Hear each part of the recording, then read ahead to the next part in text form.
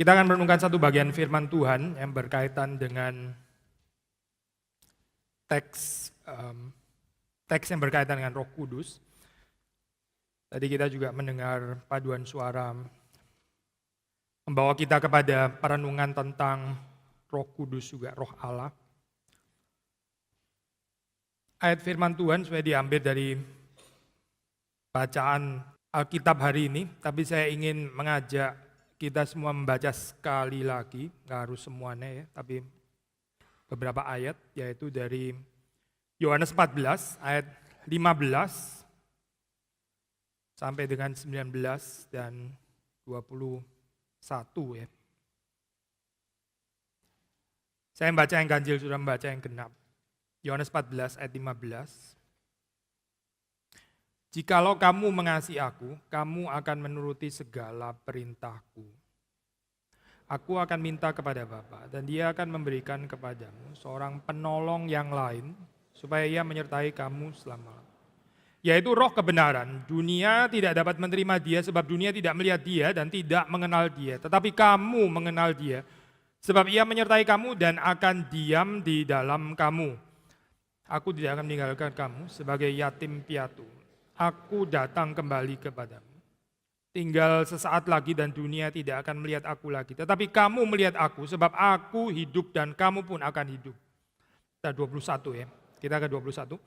Barang siapa memegang perintah dan melakukan, dialah yang mengasihi. Barang siapa mengasihi aku, ia akan dikasihi oleh Bapakku dan aku bukan mengasihi dia. Akan menyatakan diriku kepadanya. Kita masuk di dalam doa. Saya mengundang setiap kita berdoa untuk, ya saudara berdoa untuk diri saudara masing-masing. Tuhan boleh menyapa kita secara pribadi maupun juga sebagai komunitas. Saudara mendoakan orang di kanan, di kiri, di depan, di belakang saudara. Dan juga mendoakan saya. Mari kita buka suara. Bapa dalam surga, pada saat ini kami datang kepada Tuhan. Kami bersyukur hari ini kami kembali bisa beribadah kepada Tuhan. Berikan kepada kami peristirahatan yang sejati di dalam Engkau. Dan kami boleh mendengar suara Tuhan ketika kami merenungkan firman Tuhan. Kami berharap supaya Roh-Mu yang kudus memimpin, membawa kami kepada Kristus, membawa kami kepada Bapa.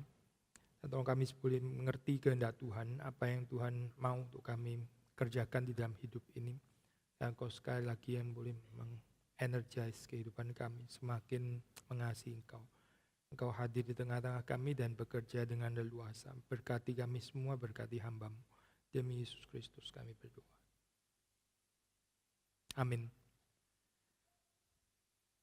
Sudah kita di dalam hari Pentakosta, ya ini apa? Kita ada di dalam creative tension ya sebetulnya gitu. Di satu sisi kita percaya bahwa pencurahan Roh Kudus itu sekali. Nah, itu adalah satu peristiwa historis. Pentakosta itu sekali, ya, itu betul. Seperti Yesus Kristus mati dan bangkit juga sekali, bukan berulang-ulang. Tapi kadang-kadang ya, di dalam penghayatan seperti ini kita miss aspek repetisi, ya, aspek penghayatan yang berulang-ulang ya. Saya bukan mengatakan kita perlu konsep Pentakosta 1, Pentakosta 2, 3, itu bukan konsep yang theologically correct tentu saja ya. Tapi kalau kita hanya menekankan kesekalian ya, di dalam historisitas kesekalian ya, akan ada hal yang missing ya di dalam spiritualitas kita gitu. Historis itu ke belakang ya. Tapi kita hidupnya kan sekarang gitu. Kita bukan hidup di belakang kan ya. Lalu mungkin saudara mengatakan, iya, makanya kita mengingat ke belakang. Seperti perjamuan kudus kan, kita mengingat ke belakang kan. Memang Yesus matinya sekali di belakang, lalu kita mengingat kejadian di belakang ya. Saya pikir kita salah mengerti ya, salah mengerti teologi reform kalau kita menghayatinya hanya sekedar mengingat ke belakang, seperti saudara juga bisa mengingat ke belakang, kemarin saya makan apa, sarapan apa, ya lunch apa, dinner apa gitu ya. Ini bukan itu, saya bukan itu. Mengingat ya, mengingat itu di dalam bahasa Alkitab ya, itu remembrance itu bukan mental kapasitas mental untuk mengingat ke belakang seperti kayak kemarin saya ngapain ya, saya pakai baju apa ya, ini apa kira-kira anak-anak saya ngapain ya kemarin, bukan itu saya bukan, itu terlalu rendah saya, pengertian yang terlalu rendah untuk Alkitab waktu kita bicara mengingat ya. Tapi setiap kali kita perjamuan kudus ya, itu ada salvific event ya, itu ada reenactment ya, ada lebih daripada sekedar peragaan kembali, tapi Tuhan menghadirkan sekali lagi ya karya keselamatannya. Bahkan kita dikatakan waktu kita perjamuan kudus kita diberi makan ya oleh Kristus, feed upon Christ, kita makan tubuh dan darah Kristus yang disimbolkan oleh roti dan anggur itu. Westminster Confession mengatakan ini true eating and true drinking. Ini adalah makan yang sesungguhnya dan minum sesungguhnya, yet in spiritual manner. Meskipun itu di dalam pengertian rohani, tapi itu tetap adalah makan sesungguhnya dan minum sesungguhnya. Yesus mengatakan tubuhku atau dagingku adalah benar-benar makanan dan darahku adalah benar-benar minuman. Ini Alkitab ya. So, sudah melihat di sini ya, ada creative tension. Di satu sisi kematian Kristus itu sekali, historisitas sekali dan gak ada ulang-ulang. Kita bisa ngawur kalau mengajarkan Yesus mati lagi, itu pengajaran kacau ya.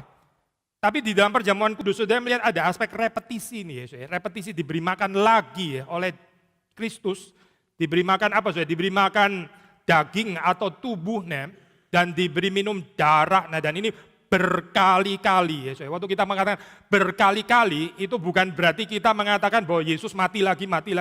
Gak ada urusannya dengan, gak ada benturannya dengan Yesus yang mati hanya sekali. Nah, sekarang saya masuk ke Pentakosta ya. Di dalam Pentakosta kita juga bisa berpikir seperti ini loh. Roh Kudus sudah dicurahkan, sekali.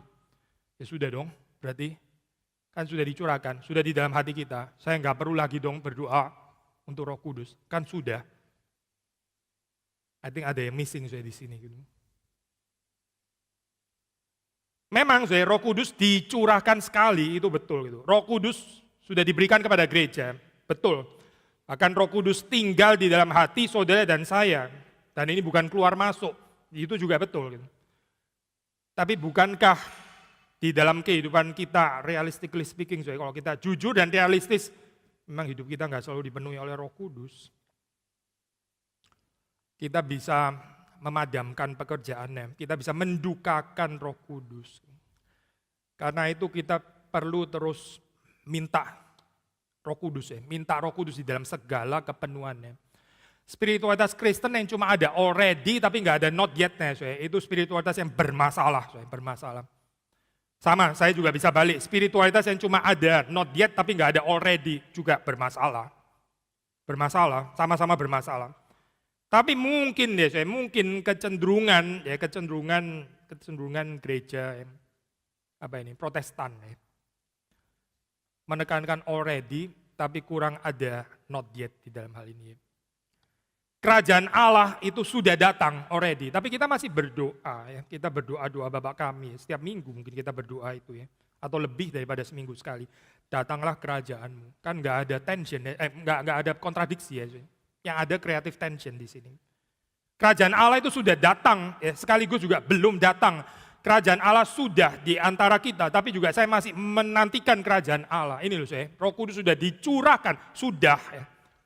Tapi ada aspek belum nggak di dalam kehidupan kita? Ada nggak aspek belum gitu? Atau kita cuma ada sudah saja? Gitu. Sudah Kristen, sudah percaya, sudah kenal Yesus. Ya. Tapi ada aspek belum nggak di dalam kehidupan saudara dan saya? Ada aspek belum nggak di dalam gereja kita? Gitu. Kalau kita nggak mengenal aspek belum, ya kita stuck, kita benar-benar stuck. Kita mandek di situ ya, dan kita nggak bertumbuh lagi. Karena kita nggak ada aspek belum. Kalau kita pikir semua sudah in its fullness, semua sudah di dalam kepenuhan, kesempurnaan, ya sudah, berarti nggak perlu lagi dong. Tapi bukan ini ya yang dikatakan oleh Alkitab, bukan. Perintah hidup dipenuhi Roh Kudus itu adalah perintah terus-menerus, ya. Perintah terus-menerus, bukan sekali dipenuhi, lu penuh terus gitu, nggak usah minta lagi. Sekali Roh Kudus di dalam hatimu, engkau nggak perlu minta lagi Roh Kudus. Nggak ada ajaran kayak begitu dalam firman Tuhan. Itu kayaknya salah mengerti teologi reform. salah mengerti teologi reform. Saya tertarik waktu membaca tulisan ini ya, sejarah kebangunan rohani, termasuk orang-orang Puritan ya, orang-orang Puritan. Ini saya harap saudara mendengar dengan dewasa. Saya nggak ada motivasi untuk ini ya, menggoncangkan atau sengaja bikin confusion, itu bukan motivasi saya.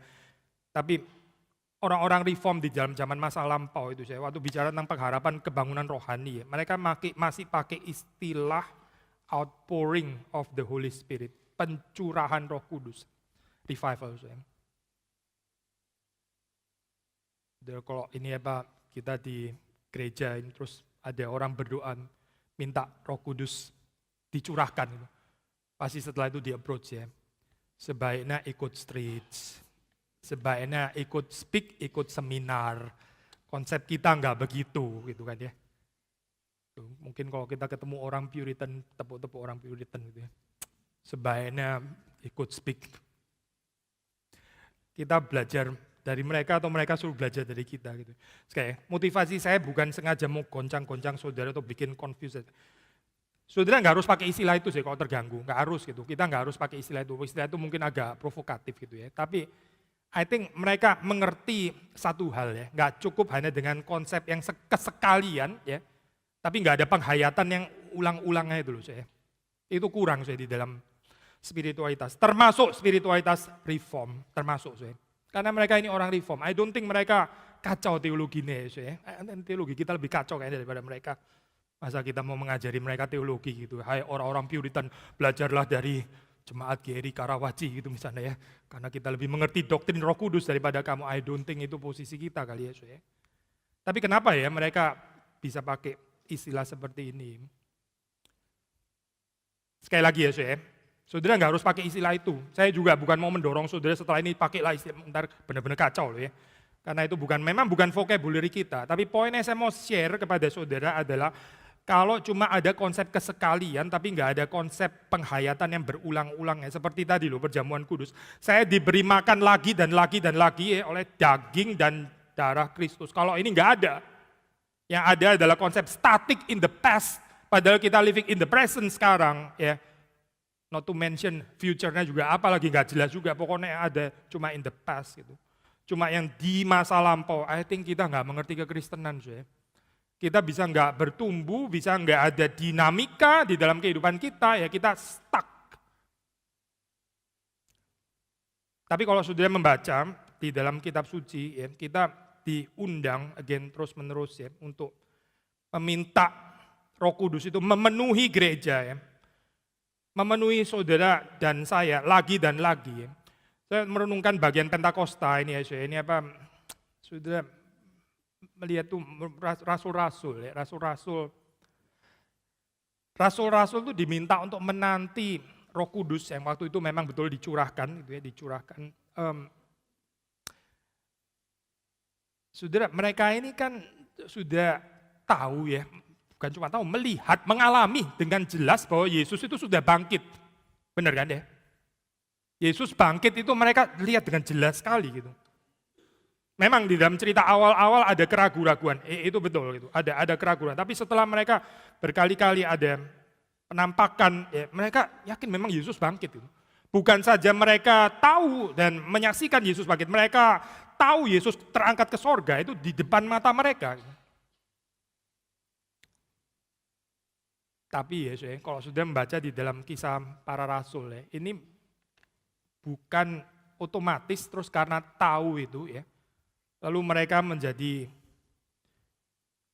jemaat yang bersaksi, yang punya keberanian untuk memberitakan Injil, memberitakan Kristus. Padahal mereka tahu loh. Dan kita nggak bisa bilang tahu mereka ini cuma tahu kognitif lah, intelektual belaka. Certainly tidak, pasti bukan itu, bukan tahu.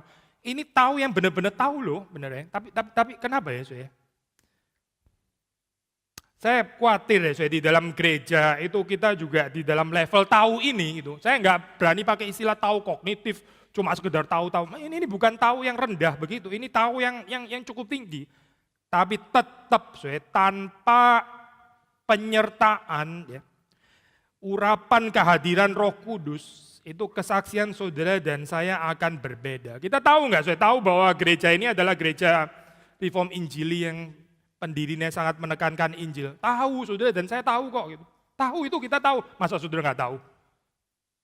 Tahu nggak Injil itu penting? Tahu, kita tahu. Apakah saudara tahu Yesus itu bangkit? Tahu, kita tahu kok. Tahu Roh Kudus sudah dicurahkan? Tahu, kita juga tahu itu. Kita banyak hal tahu saya. Dan again, saya bukan mau mengatakan tahu ini cuma tahu kognitif. Ini lebih daripada kognitif, lebih dalam daripada sekedar tahu kognitif dan intelektual belaka. Tapi tahu tanpa di-energize oleh Roh Kudus itu adalah kehidupan kekristenan yang lain, lain gitu. Saya pernah mengatakan ini kita hidup di dalam gereja kontemporer ya. Ini kadang melihat orang-orang Kristen yang normal ya, kita bilang itu raksasa iman. Kita bilang ini spiritual heroes ya. Lalu kita bilang kita ini yang normal gitu ya. Mereka ini wah luar biasa gitu. Jangan-jangan kenyataannya mereka yang normal, mereka yang sehat, saudara dan saya yang sakit, yang cacat sebenarnya. Tapi kita nggak suka dengan gambaran ini. Kita bilang mereka yang luar biasa gitu. Ada ekstraterestrial gitu ya. Otherworldly ini pengalamannya gitu. Sudah dekat sekali dengan sorga. Agak lain ya dengan kita yang normal ini. Gitu. Mungkin kebalik ya, mungkin kebalik. Mungkin saudara dan saya yang sakit dan gak normal gitu. Mungkin mereka yang biasa-biasa saja. Mungkin mereka adalah orang Kristen. Mungkin Paulus itu orang Kristen normal. Orang Kristen yang seharusnya, orang Kristen yang wajar. Tapi kita geser standarnya ya. Karena kita gak mau dinilai minus kayak begitu ya. Gak mau. Biarlah mereka yang dapat A+++++ ya. Saya C+ lah, oke lah ya. Atau mungkin B- kali ya. Tapi certainly saya bukan 37 ya nilainya. Apalagi -3. Saya bukan di sana. Kita rubah sistem nilainya. Siapa yang gak wajar, siapa yang wajar. Kita perlu terus berdoa supaya Roh Kudus diberikan ya bagi saudara dan saya. Memenuhi kita.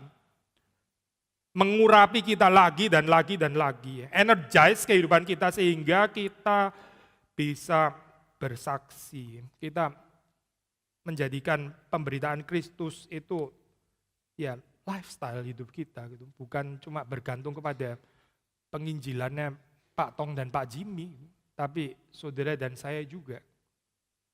Karena ini adalah panggilan setiap orang percaya. Nah, waktu kita membaca di dalam ayat ini ya, ada istilah penolong yang lain ya, ayat 16, penolong yang lain.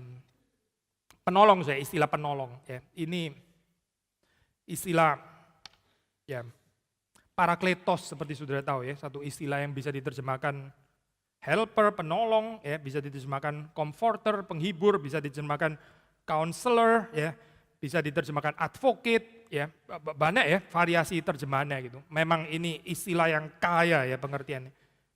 Tapi at least di dalam bagian ini terjemahan Inggris dan terjemahan bahasa Indonesia itu in agreement, pakai helper atau penolong, ya, penolong. Tapi waktu kita mendengar istilah penolong ini ya, ini bukan cuma urusan pilihan terjemahan, kosakata atau vocabulary. Ya. Saya lebih khawatir dengan apa ya yang kita mengerti dengan istilah ini. Gitu. Kadang-kadang kita baca firman Tuhan, ya, itu bukan masalahnya itu bukan apa, tapi kita itu memproyeksikan konotasi kita sendiri di dalamnya. Gitu. Kita bisa baca istilah Tuhan, bahkan Tuhan Yesus. Ya. Tapi yang kita mengerti tentang Tuhan dan yang kita mengerti tentang Tuhan Yesus ini apa ya sebetulnya gitu. Dia itu siapa gitu. Apa karyanya, apa pekerjaannya gitu. Apa yang dia cintai dan sebagainya. Karena kita pakai istilah penolong, oke Tuhan itu penolong. Ya, siapa yang gak suka soal istilah ini? Penolong, oke penolong. Penolong Tuhan, rice cooker saya itu sering bermasalah ya. Gimana ya saya, rice cooker ini bisa nggak sih tolong dapat rice cooker yang nggak gampang rusak kayak begini gitu. That is penolong saya, penolong itu gitu. Agak konyol mungkin cerita ini ya. Saya perbaiki sedikit lah, Tuhan, anak saya ini kurang pinter ya. Saya malu. Tetangga saya anaknya juara, anak saya jarang ya juara. Juara dari belakang.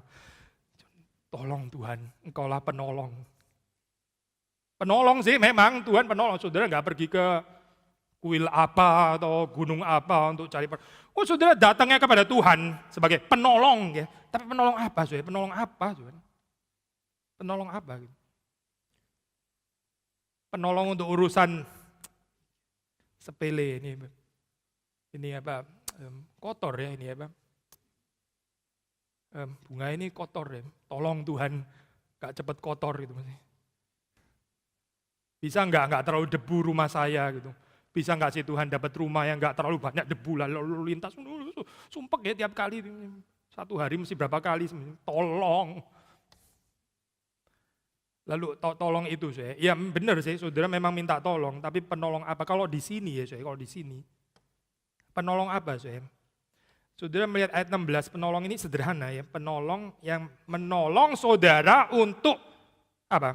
Kita baca. Ayat 15 ya, jikalau kamu mengasihi aku, kamu akan menuruti segala perintahku. Menolong apa saya? Menolong saudara dan saya mengasihi Kristus. This is the real problem saya, bukan bunga kotor, anak kurang pinter lah, genteng bocor lah, atau maintenance gedung lah dan sebagainya. Ini urusan sepele. Problem saudara dan saya yang terbesar itu adalah kita kurang mencintai Tuhan. Kita tidak mengasihi Tuhan dengan segenap hati, nggak mengasihi Dia dengan segenap akal budi kita, nggak mengasihi Dia dengan segenap kekuatan kita, dan nggak mencintai sesama seperti diri sendiri. This is the problem, saya. Inilah problem dan saudara perlu Roh Kudus untuk bisa menaati perintah ini. Tapi kita nggak terlalu lihat mungkin ya problem ini. Kita lihat problem di dalam kehidupan kayaknya kok ya bukan itu. Toh saya juga bukan orang jahat. Saya nggak ngejahati orang lain, saya nggak menipu apalagi membunuh dan sebagainya. Saya kerja baik-baik saja gitu ya. Tapi kekristenan kan bukan moralisme ya. Bukan, kalau cuma sekitar bagian itu. Mungkin nggak perlu Yesus Kristus kali. Agama lain juga will do, itu bisa menolong ya, di dalam bagian itu kayak begitu, kerja baik-baik ya, sopan lah, santun dan sebagainya. Ini bukan keunikan kekristenan kali ya. Keunikan kekristenan itu adalah karena kita dimampukan ya, oleh Roh Kudus mengasihi Tuhan, mengasihi sesama. Saudara, ini saudara mesti melihat sebagai perjalanan kehidupan kita ya. Intinya Tuhan Yesus sendiri mengajarkan di bawah hukum ini double commandment of love. Ini tergantung semua kitab Nabi, kitab Taurat, kitab bijaksana semuanya. Double commandment of love. Kegagalan saudara dan saya, problem di dalam kehidupan kita itu karena kita nggak mengasihi Tuhan dengan segenap hati. Ada terlalu banyak berhala saudara di dalam kehidupan kita, berhala. Kita bukan hidup nggak ada Kristus ya, tapi Kristus itu salah satu daripada yang lain. Ya ada Kristus, ya ada muka saya, tapi saya juga mau disukai orang, saya mau juga anak saya berhasil jadi pintar, saya mau gereja saya influential, saya mau, banyak sekali ya saya. Tapi Kristus tetap ada sih memang, Kristus nggak digeser, tapi dia bukan solus, bukan. Dia bukan solus, solus Kristus bolehlah, itu 31 Oktober saja gitu. Tanggal lain ya sudahlah turun, bukan solus. Saya di antara semua yang lain, karena hidup ini, ya Kristus boleh, tapi dia nggak harus satu-satunya. Ya inilah saya problem. Tadi pagi saya, ini saya kalau nggak salah ingat mungkin saya juga pernah share di mimbar ini. Kalau saudara, sekarang ini banyak ini ya saya salah satu tema yang laku ya, termasuk di gereja itu adalah kalau bikin seminar tentang mental health. Kesehatan mental. Ada positifnya ya, orang sekarang lebih transparan ya, kalau orang zaman dulu ya, saya lahir tahun 70, zaman dulu ya, dulu yang nggak terlalu dulu banget sih, orang kalau ini ada persoalan mental health, langsung ditutupin gitu ya, ntar dikira bibit bebet bobot kacau, ntar lahir di keluarga yang gila gitu misalnya, ditutupi gitu, malu gitu. Orang malu kalau sampai ada pergumulan depresi lah atau aib, disembunyikan gitu ya. Ada yang malah dikunci, nggak dikasih keluar rumah gitu ya, karena ada persoalan mental gitu. Ya, in a way, kita hidup di dalam zaman sekarang, kita bersyukur, ini ada lebih keterbukaan ya, orang lebih nggak malu ya sekarang. Orang minum buka obat, minum apa itu? Ya, saya depresi. Kayaknya santai banget ya ngomongnya. Depresi itu. Iya, saya depresi. Hati-hati, bisa saya bunuh sebentar lagi. Ya, enggak lah saya. Orang lebih terbuka. Ini perkembangan. Menurut saya ini perkembangan yang positif ya. Mungkin dari dulu juga sudah banyak sih persoalan mental health. Cuma kurang diakui. Tapi sekarang paling enggak orang bisa lebih berani tampil vulnerable. That is a good buat saya perkembangan yang baik gitu. Tapi pertanyaannya ya, kenapa ya banyak orang persoalan mental kayak begini ya? Kita bisa membicarakan dari berbagai macam perspektif kan ya, pendekatan-pendekatan, termasuk pendekatan teologis, mungkin juga pendekatan teologi Injili ya, tapi yang perhaps kurang reform gitu. Kenapa ya ada banyak orang kena mental health? Ya mungkin karena apa ya, orang sekarang ngomong karena toxic environment. Di sekolah yang toksik, saya kerja di company toksik, keluarga saya juga lumayan toksik kayaknya. Saya satu-satunya yang nggak toksik, tapi apa daya hidup di lingkungan toksik jadi ya begini gitu ya. Akhirnya saya rusak gitu ya. Ada semacam self righteousness ya di sini, semuanya toksik. Saya satu-satunya yang without pollution, akhirnya jadi korban. Oh saya kena abuse di dalam keluarga, abuse. Ya, makanya saya jadi gini, kena abuse soalnya. Atau mungkin bukan, enggak sampai abuse, gimana sih ya. Saya itu suka dibanding-bandingin sama sibling ya. Dibanding-bandingin, di kompetisi, akhirnya saya rusak, jadi kayak gini, rusak. Atau ya saya punya mama, papa, nih tiger mother and tiger father. Saya dituntut terus gitu ya. Masa saya dapat A? Dibilang apa itu A? Average. Mestinya A+++++++. Gak bikin mama bangga gitu ya. Kalau B itu bad, C catastrophic, D don't ever go home. Ya, wah gimana saya hidup di dalam keluarga kayak begini ya. Terus dituntut gitu ya, gak ada cinta kasih sama sekali. Akhirnya mental, benar-benar mental dan mental. Ya kita bisa menjelaskan banyak angles ya, kenapa orang itu rusak gitu ya, kenapa orang itu mental gitu. Atau bahkan mungkin jawaban Injili ya, saya jawaban Injili ya, karena kurang dikasih. Wah bagus juga loh ya. Kenapa orang itu ada persoalan mental? Karena dia kurang sadar bahwa dia itu dikasihi ya, dikasih. Harusnya dia mendapatkan cerita kasih ya, di dalam kehidupannya. Bagus loh jawaban itu ya. Tapi kalau saudara tanya orang reform ya, problem manusia itu apa sih? Problem manusia bisa kena mental itu apa? Jawabannya direct ya, saya. Terdengar seperti kayak agak sedikit merciless gitu ya. Karena kurang memuliakan Tuhan dan kurang menikmati Dia. Karena hidup ini kurang mencintai Tuhan. Orang berpikir, saya sudah persoalan masih disalahin lagi. Bukannya dihibur, malah tambah ditegur gitu kan ya. Tapi benar sih saya, ini persoalan. Kasih Kristus itu nggak cukup saya. Kalaupun ada persoalan, itu persoalan bukan pada kasih Kristus yang selalu sempurna itu. Persoalannya adalah pada saudara dan saya nggak bisa mengerti kesempurnaan kasih Kristus, itu persoalan saya. Makanya Paulus berdoa untuk jemaat di Efesus supaya kamu mengerti betapa lebar luas dalam tingginya kasih Kristus itu. Soalnya dia mau mengatakan kalau kamu mengenal kasih Kristus dengan segala kedalaman, it is enough, itu suffice, itu cukup untuk kamu. Our real problem itu adalah karena kita nggak bisa mencukupkan diri dengan Kristus dan kasihnya. Gak cukup ya.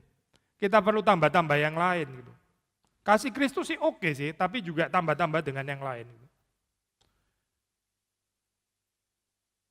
Belum lagi kita bicara mengasihi Kristus. Menarik ya, ini bagian ini kalau kita membaca, ini sebetulnya the first time ya, the first time di dalam Injil Yohanes ini ya. Tuhan Yesus berbicara tentang cinta mereka kepadanya, cinta mereka kepada Kristus. Ini pertama kali saya bicara di sini. Yesus sudah menyatakan kasihnya, dia mendemonstrasikan cinta kasihnya dengan sempurna. Ya. Apalagi setelah dia mati di atas kayu salib, dia bangkit. Ya. Jelas. Tapi sekarang Yesus kemudian mengundang mereka untuk mencintai dia. Ini bukan karena Yesus agak sepi ya atau cinta Bapaknya kurang sempurna, ya pasti bukan. God is love ya. Allah itu kasih. Ini ketiga pribadi itu kasih. Bukan cuma pribadi pertama yang kasih. Yesus sendiri juga adalah kasih, Roh Kudus juga adalah kasih. Allah itu kasih. Tapi waktu Yesus mengundang mereka untuk mencintai dia ya, ini adalah demi kebaikan mereka. Ini loh saya, kadang kita nggak sadar ya, diundang mencintai Tuhan itu sebetulnya mau membebaskan saudara dan saya dari begitu banyak berhala di dalam kehidupan yang kita cintai sebenarnya. Gitu. Dan kita nggak sadar bahwa berhala itu memperbudak kita, gitu. Memperbudak saya. Dan hidup kita jadi miserable, tau nggak sih? Karena berhala-berhala itu. Gitu. Berhala bisa macam-macam saya. Berhala mungkin bisa uang, bisa, tapi juga nggak harus selalu uang. Nggak selalu harta saya. Keluarga juga bisa jadi berhala. Gitu. Saya mesti mengatakan dengan hati-hati ya, so ini jangan dikena pelintir ya. Tapi pelayanan gerejawi, kalau saudara nggak menghayatinya dengan benar juga bisa menjadi berhala. Saya mesti hati-hati ya, ngomong kalian. Saudara mesti hati-hati mendengar kalimat ini. Apapun bisa jadi berhala. Kapan jadi berhala?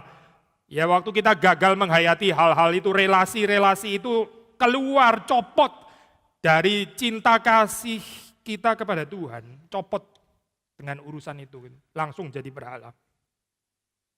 Lalu kelihatannya seperti melayani Tuhan, kelihatannya seperti mencintai keluarga, kelihatannya seperti penuh pengorbanan, kelihatannya seperti very generous, tapi sebetulnya sedang memberhalakan sesuatu.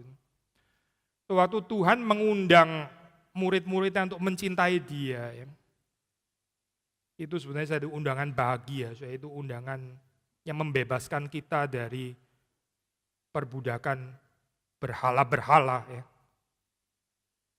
Jikalau kamu mengasihi aku, kamu akan menuruti segala perintahku. Ini loh saya, penolong Roh Kudus itu diberikan kepada saudara dan saya supaya kita bisa lebih mencintai Tuhan. Karena tanpa mencintai Tuhan, karena kurang mencintai Tuhan, ya, dengan tidak segenap hati, dengan segenap akal budi, kekuatan jiwa, itu kita nggak akan masuk di dalam kehidupan, di dalam segala kelimpahan yang disediakan oleh Yesus itu. Kita mungkin Kristen deh, tapi hidup di dalam spiritual poverty, di dalam kemiskinan. Deh. Saya nggak pakai istilah kemiskinan seperti yang dipakai Matius, berbahagialah miskin rohani, bukan itu ya maksudnya. Kemiskinan di dalam pengertian miskin seharusnya nggak kayak begini, tapi miskin deh, miskin rohani. Gitu. Padahal kita diberikan akses ya untuk mendapatkan yang terbesar yang kita bisa dapatkan. Apa sih? Apa yang terbesar yang bisa didapat oleh orang Kristen? Saudara doa itu minta apa ya? Saudara dan saya waktu kita doa, what do we pray for? Kita itu berdoa untuk apa sih ya? Minta apa gitu? Kita bisa berdoa untuk ini tuh banyak sekali gitu ya. Tadi ini ya supaya nggak ada terlalu debu lah. Bisa macam-macam sih ya. Nggak harus salah sih, saya bukan sinis ya, bukan sinis gitu. Tapi hal terbesar apa yang kita bisa minta kepada Tuhan dan Tuhan itu memberikan? Ya minta dirinya sendiri, minta Roh Kudus. What can be greater daripada Roh Kudus? Apa yang bisa lebih besar daripada Roh Kudus? Minta Kristus, minta kepenuhan Kristus, kebeluman itu tadi ya. Apa yang bisa lebih besar daripada Kristus ya? Bapa menyerahkan yang terbesar bagi gerejanya, bagi dunia ini. Ya. Gak ada yang bisa lebih besar daripada menyerahkan anaknya sendiri. Tapi do we even appreciate ya? Apakah kita mengapresiasi ya? Apakah kita melihat ini sebagai mutiara yang paling berharga ya? Yang kalau dibandingkan dengan semua hal yang lain ini langsung pale in comparison, ini seperti pucat semuanya. Ini apa sih ini? Dibandingkan dengan kemuliaan Kristus. Ya. Tapi berapa banyak orang bergumul untuk kemuliaan Kristus? Berapa banyak Berapa banyak doa kita itu sebetulnya lebih banyak merupakan ekspresi kekhawatiran yang bukan-bukan. Yang bukan saja soal makanan dan pakaian sudah jauh lewat daripada itu terlalu primitif ya. Kita bilang kebutuhan kok masa cuma makanan dan pakaian. Ya enggak loh, properti ketiga, mobil ke-15 dan seterusnya dan seterusnya. Dan perhaps anak juara itu tadi gitu. Aduh. Paulus dan Matius kalau baca kebutuhannya orang modern bisa kaget, saya benar-benar kaget gitu. Jadi sekarang gini ya listnya gitu. Pantesan semuanya mental health. Iya gini. Kebutuhan yang bukan-bukan. Keinginan yang bukan-bukan. Pantesan makin gak bisa mencukupkan diri dengan Kristus. Ya. Karena hidup kok rumit sekali ya. Orang modern rumit sekali. Kebutuhannya banyak sekali. Gak habis-habis ini itu. Tapi the true Christianity itu simple, saya. Ini the simplicity of true Christianity. Apa, saya? Dikasihi Tuhan, mengasihi Tuhan, sederhana ya. Dikasihi Tuhan dan kasih Tuhan itu cukup, dan dengan kekuatan ini kita mengasihi Tuhan kembali, kita mengasihi sesama. Dan ini, saya, kita perlu penolong, Saudara dan saya perlu ditolong. Nah, itu saya, istilah penolong itu seperti kayak low title gitu ya. Kadang-kadang saya bercanda tuh kalau istri di rumah itu ini bukan kesaksian pribadi ya, saudara jangan salah. Tapi ini general, istri di rumah. Lu tuh jadiin saya itu seperti kayak pembantu gitu ya. Memang saya ini babu lu apa gitu ya, saya cuma ngerjain ini lu. Kalau gini lu cari pembantu aja, nggak usah nikah gitu ya. Terus suaminya bilang, ya memang kamu pembantu, menurut Alkitab itu suitable helper, itu artinya memang pembantu. Tambah ngamuk ya saya. Orang dibilang pembantu ya, penolong itu seperti kayak low title gitu ya. Kita mungkin gak sadar ya, bahwa di dalam perjanjian lama ya, posisi pembantu ya, penolong itu title-nya Tuhan itu. Tuhan adalah pertolonganku, Tuhan adalah God is my helper. Salah satu title Tuhan di dalam perjanjian lama itu adalah pembantu, saya, penolong. Tapi kita entah bagaimana ya, saya, di dalam dunia kita waktu kita bicara tentang membantu kayaknya gimana gitu ya. Tuh, low gitu. Oh, kalau saya dibantu berarti saya yang bos, saya juragan, saya majikan, itu pembantu gitu. Makanya tadi saya bilang ya, saya, kita baca Alkitab sih gitu ya, tapi istilah penolong, pembantunya itu di dalam konsepnya siapa ya? Di dalam paradigma yang mana? So waktu wanita ditaruh menjadi suitable helper, waduh saya, itu bukan low title, saya, itu very high title, itu title-nya Tuhan loh. Ada seorang teolog ini baru meninggal ini Pak, Brueggemann, by the way kita nggak harus setuju dengan semua teologinya ya, disclaimer yang nggak terlalu ada gunanya ini. Tentu kita nggak harus setuju, yang perlu setuju 100% yang cuma Alkitab lah ya, manusia kan manusia berdosa. Tapi dia memberikan tafsiran yang indah ya, ini ada semacam sekularisasi tanda kutip itu ya. Sekularisasi Tuhan itu seperti kayak menarik dirinya. Tuhan adalah the helper ya. Sekarang menggantikan dirinya ya, itu digantikan dengan perempuan, saya, perempuan ini menggantikan posisi Tuhan. Luar biasa ya, saya, menakutkan loh ini. Yang help human beings itu harusnya Tuhan gitu. The real helper itu Tuhan.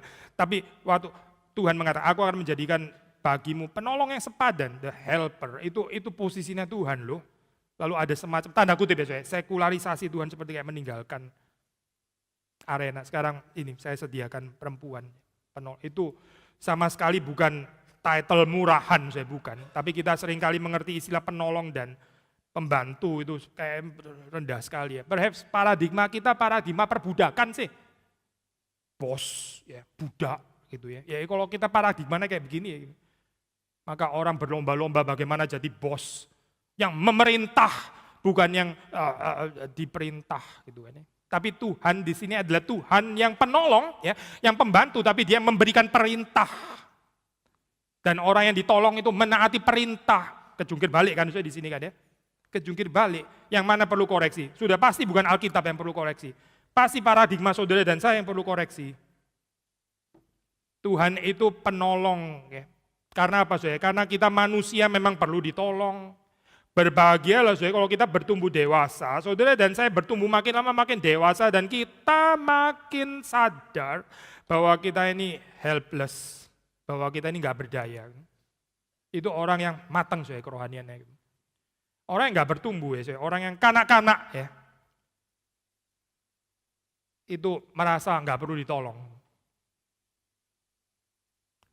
Bukan saja nggak merasa perlu ditolong, dia merasa dia adalah penolongnya orang lain. Waduh, saya khawatir sekali ya, dengan orang yang apa ini ya? Kalau René Descartes itu bilang, I think therefore I am. Ya. Dia bilang, I lecture therefore I am. I advise, I correct therefore I am. Saya eksis waktu saya ngajar-ngajar orang lain gitu. Semakin saya menggurui orang lain, semakin my existence itu confirm gitu ya. Again, ini orang mental health sebetulnya. Ini mental orang kayak begini nih sebenarnya. Dia itu perlu diajar, tapi dia memosisikan diri selalu sebagai pengajar gitu. Dia pikir dia makin ada dignitas kalau dia bisa mengajari orang lain. Sebenarnya posisi kayak begini nih bahaya sekali ya, posisi berdiri di sini. Kalau dijadikan pembangunan identitas.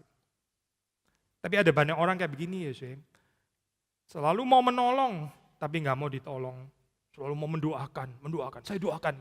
Tapi gini, saya bisa doakan Bapak kembali, ada pergumulan, nggak ada. Baik-baik, orang cinta Tuhan. Kamu kurang yang rusak, ya. Saya mendoakan kamu rusak soalnya. Saya nggak rusak, saya bener. Melayani tapi nggak dilayani, ya. Mengajar tapi nggak diajar, dan seterusnya. Antropologi yang sehat, manusia yang sehat, diri yang sehat itu ditolong. Semakin kita bertumbuh, semakin kita sadar bahwa hidup ini perlu pertolongan. Bukan cuma pertolongan Tuhan, tapi juga pertolongan Tuhan melalui orang lain. Itu juga pertolongan Tuhan, melalui orang lain. Melalui orang lain. Ditolong Tuhan melalui pertolongan orang lain. Bersyukur ya, kita diberikan good news seperti ini. Saudara, gak harus terus selalu melayani. Jarang ya dengar kalimat kayak begini ya. Tapi saudara juga boleh dilayani. Saudara perlu pelayanan. Saudara nggak harus selalu mendoakan orang lain, saudara juga boleh didoakan loh, boleh, dan saudara perlu didoakan. Saudara nggak harus terus menasehati orang lain, ya. Saudara juga boleh kok dinasehati. It's beautiful to be dinasehati, itu keindahan di dalam kehidupan kalau kita bisa dinasehati.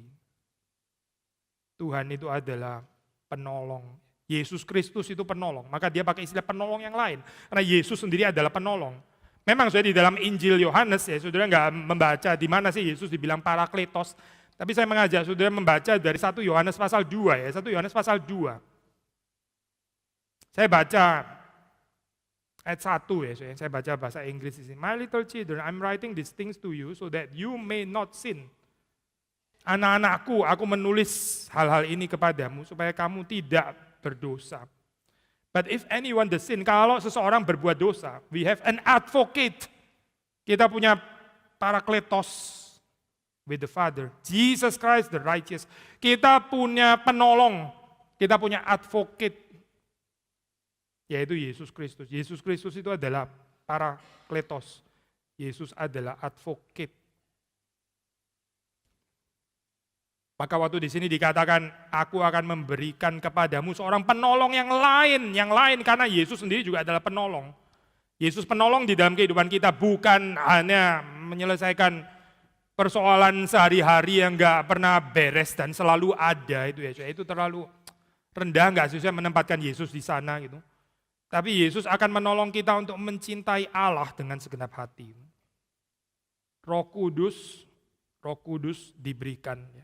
Energize kita supaya kita bisa mencintai Kristus, memediasi kita, ya, membawa kepada Kristus.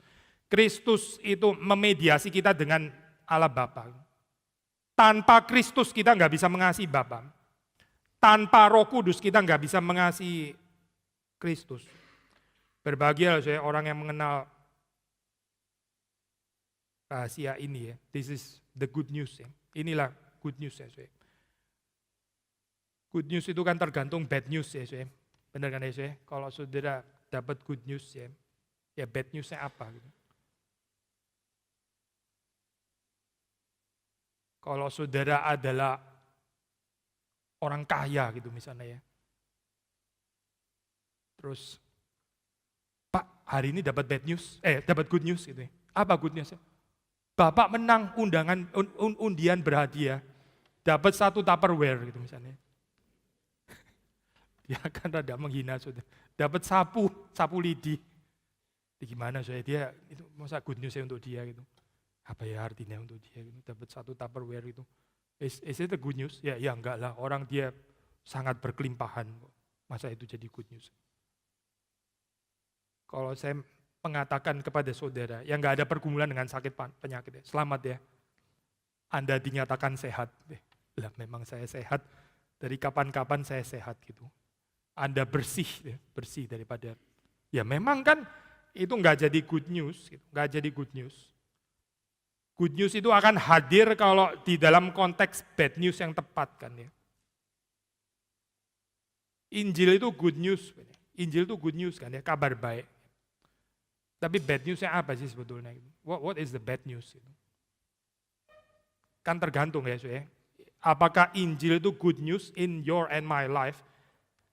Apakah Injil itu kabar baik di dalam kehidupan saudara dan saya? Itu tergantung, ya kita menyadari nggak sih kabar buruknya itu apa gitu. Kabar buruknya sekali lagi ya.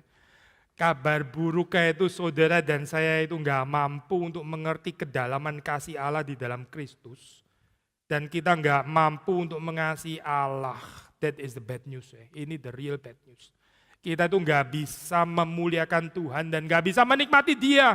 Padahal Tuhan itu bukan nggak bisa dinikmati. Tuhan itu sempurna dan Dia mau dirinya itu dinikmati oleh kita. Tapi kita nggak masuk ke dalam kenikmatan itu. Supaya kita cari kenikmatan yang lain. This is the bad news ya. Inilah kabar buruknya gitu. Dan Roh Kudus diberikan supaya kita dipulihkan, kita kembali, ya, supaya bisa menikmati Tuhan, kita bisa mencintai Tuhan. Kalau kita nggak ada resonans ya dalam hal ini ya, kalau buat kita ini apa sih, proyek apa sih kayak gini ya, nggak ada resonans, mungkin saudara belum lahir baru.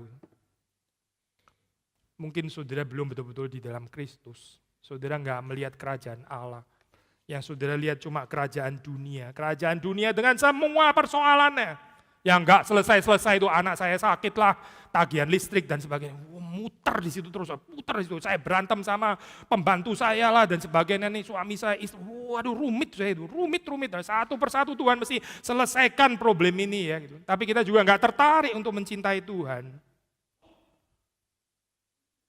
Yohanes mengatakan, kalau seseorang tidak dilahirkan kembali, dia nggak bisa melihat kerajaan Allah tadi, kutipan pendeta Stephen Tong ya, ada kalimat itu juga. Kita nggak melihat kerajaan Allah kalau kita nggak dilahirkan kembali. Orang yang dilahirkan kembali, dia melihat kerajaan Allah.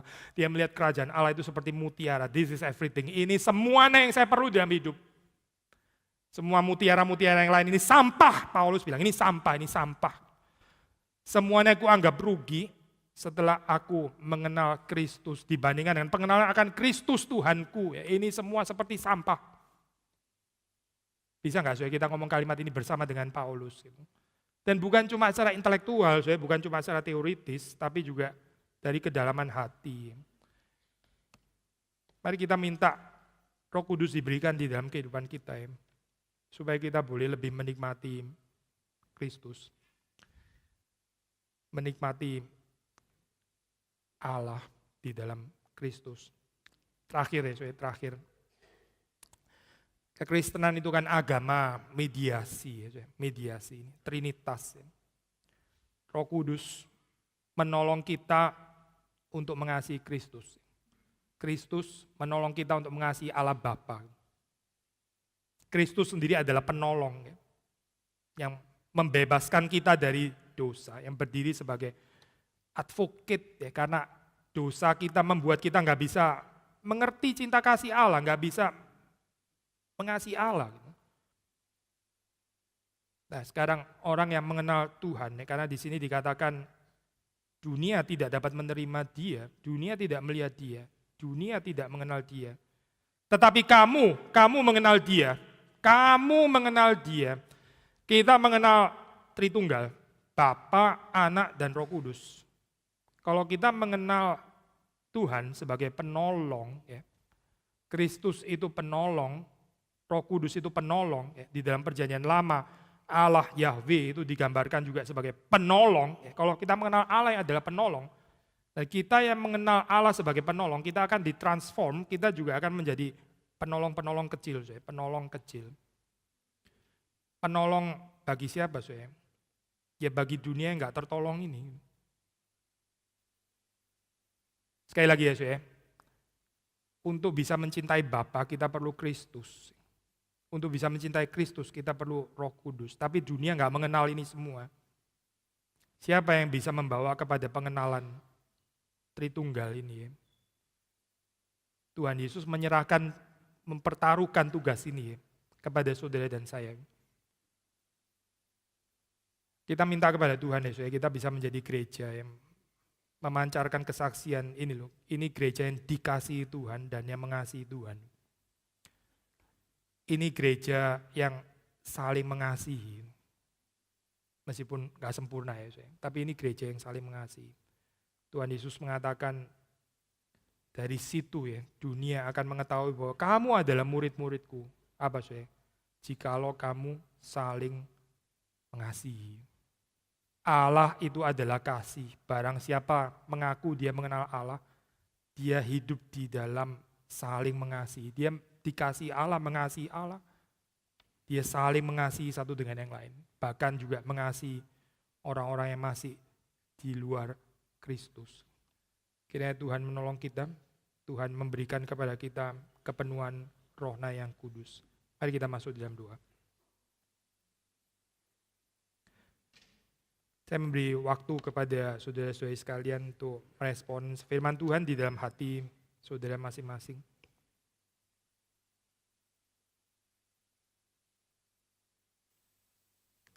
Tuhan, kami bersyukur Engkau sudah mencurahkan Roh-Mu bagi gereja-Mu, bagi kami. Dan kami sekarang datang kepada Tuhan, kami menginginkan yang lebih lagi hidup di dalam kuat kuasa Roh Kudus, kepenuhan Roh Kudus, kepenuhan Kristus, kepenuhan ilahi yang ada di dalam Kristus. Kami berdoa supaya Tuhan menggerakkan hati kami untuk menginginkan Engkau lebih daripada semua yang lain. Kami berdoa supaya kami boleh lebih mencintai Engkau, kami lebih memuliakan Engkau, kami lebih bisa menikmati Engkau. Engkau tidak pernah habis tergali, Engkau tidak pernah membosankan, Engkau tidak mengecewakan. Kami bersyukur kami mengenal Engkau, bebaskan kami dari begitu banyak berhala di dalam kehidupan ini, distractions, yang membuat kami akhirnya lumpuh di dalam pengikutan kami kepada Tuhan. Kami mohon Roh Kudus boleh diberikan sekali lagi bagi kami, bagi gereja Tuhan. Engkau memenuhi kami, Engkau mengenergize kehidupan kami. Sehingga kami tidak hanya berada di dalam level tahu bahwa Engkau itu kasih, bahwa Engkau sudah mati, sudah bangkit. Tapi sungguh-sungguh hati kami digerakkan untuk menyaksikan Engkau di dalam hidup ini. Karena kami mengecap Tuhan, kami merasakan Tuhan, kami mengalami Tuhan di dalam hidup kami. Tuhan memberkati kami semua, Tuhan menguduskan kami. Tuhan terus mengundang kami untuk masuk ke dalam kehidupan Tuhan. Demi Yesus Kristus kami berdoa, kami bersyukur. Amin.